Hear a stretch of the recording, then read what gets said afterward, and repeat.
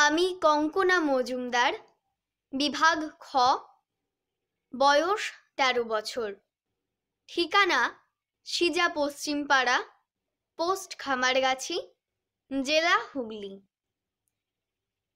নমস্কার। কবিগুরু রবীন্দ্রনাথ ঠাকুরের কবিতা হারিয়ে যাওয়া। ছোট্ট আমার মেয়ে সঙ্গিনীদের ডাক শুনতে পেয়ে সিঁড়ি দিয়ে নিচের তলায় যাচ্ছিল সে নেমে।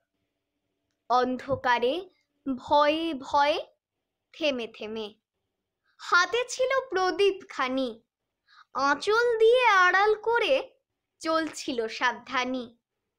আমি ছিলাম ছাতে, তারায় ভরা চৈত্র মাসের রাতে।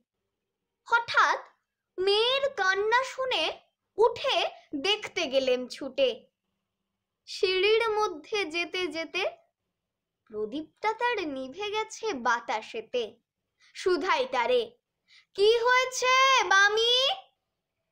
সে কেঁদে কয় নিচে থেকে, হারিয়ে গেছি আমি।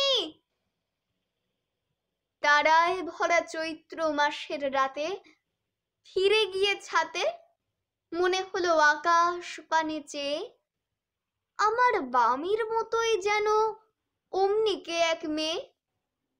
নীলাম্বরের আঁচলখানি ঘিরে দীপ ও শিখাটি বাঁচিয়ে একা চলছে ধীরে ধীরে।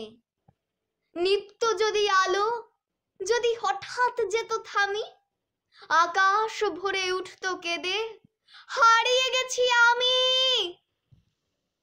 নমস্কার।